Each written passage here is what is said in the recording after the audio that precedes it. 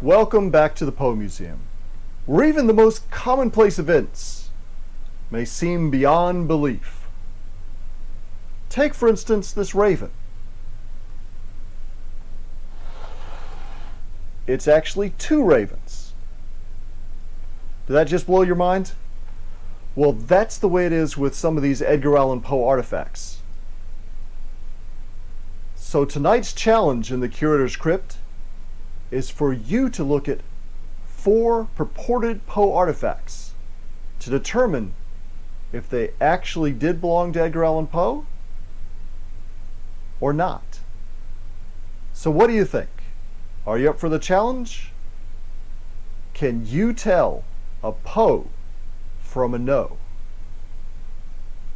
on tonight's Curator's Crypt?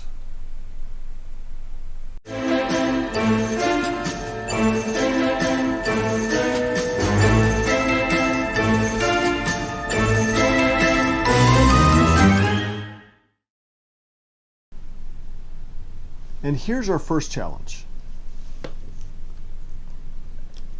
It appears to be a carte de visite of Edgar Allan Poe.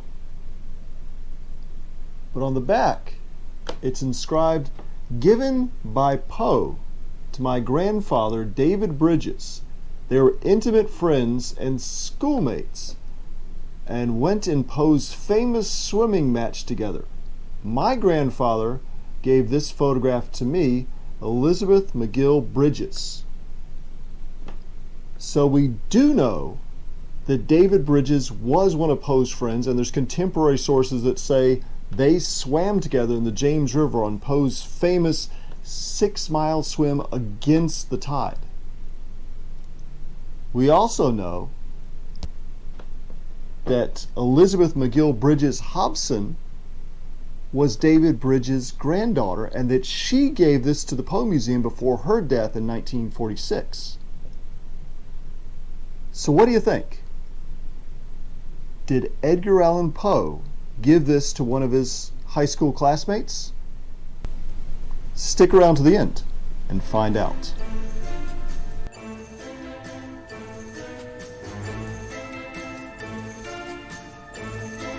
This is the next puzzle. Now this one might be a little bit trickier. These are 12 pages from Institutes of Natural Philosophy, Theoretical and Practical by William Enfield, originally published in 1811.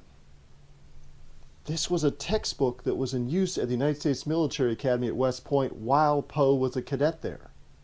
So likely Poe had a copy of this book, or maybe even this one. If you look really closely at the bottom corner of every one of these pages, it's signed Edgar A. Poe.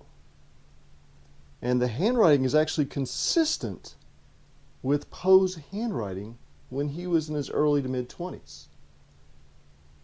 So what do you think? Is this a treasure trove of Poe autographs? Or should we write it off as a forgery? Stick around to find out.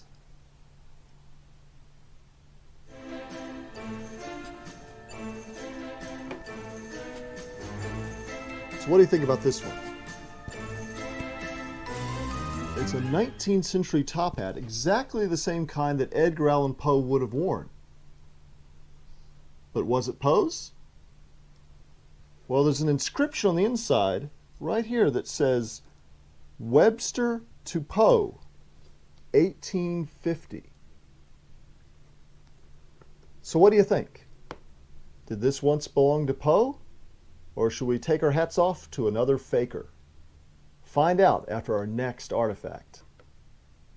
So here we have a letter written in 1848 by Edgar Allan Poe to his foster mother, Frances Valentine Allen's cousin, Edward Valentine. Now Poe's requesting money so he can start his own magazine to be called The Stylus, and this actually has a prospectus to the stylus printed on the page. The handwriting looks good. We can see the address right here. We're missing the postmark, which would have been right about here. But what do you think? Is it a Poe or a no? Now let's recap this week's puzzlers. So let's see if you had what it takes to tell if this is a Poe or a no. So what do you think? I'll give you a hint. First of all, it's a carte de visite. And these weren't actually popular during Poe's lifetime. The authentic portraits taken of him while he was alive were daguerreotypes. They were photographs on a silver-plated piece of copper. So this isn't one of those. The next thing I want to point out is that this is not a photographic portrait of him. That's a photograph of a painting of him by Oscar Hallwig, done around 1868, 19 years after Poe died. So if he gave this to his friend, that's pretty impressive. But for our purposes, let's say it's a no. Now what about the next one? So these were the pages from a textbook that Poe would have used while he's at West Point. So does anything stand out to you? Well, one thing that was pointed out by pretty much everyone who saw it was, if it's his textbook, why did he sign every single page? Seems almost like a faker was signing each page to sell them off individually. And there have been Poe forgers going back as early as the 1920s. So Poe or no? Well, unless we get more information about it, and we really don't have any provenance for this, I'm going with a no. So remember the top hat? I think I already gave you a clue. What's that inscription say? 1850, the year after Edgar Allan Poe's death. So it could have belonged to someone with the last name of Poe, but not our Edgar Allan Poe.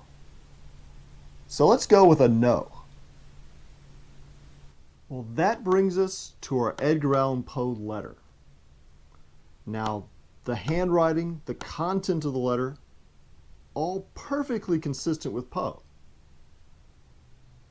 I regret there's not a postmark there, which you'd see on a letter of that time. But it's great to see the prospectus printed here, strengthening the case for its authenticity. But you know what's even better?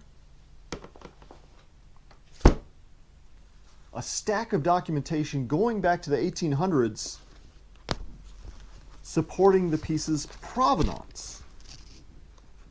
And this piece actually stayed in the original family until it came to the Poe Museum. In fact, it was given to the museum by the original recipient's great-great-great-granddaughter. So what do you think? Poe or no? This one? Definitely a Poe. So how many of those did you answer correctly? Did you know your Poe? If you'd like to learn more about Edgar Allan Poe and the Poe Museum, just sign up at patreon.com/Poe Museum to see even more of our educational content. And of course, more videos of the cats. Don't worry, the cats will be there too. So what do you say? Are you in for Poe? Or no? Well, thanks for joining us, and we'll see you next time in the Curator's Crypt.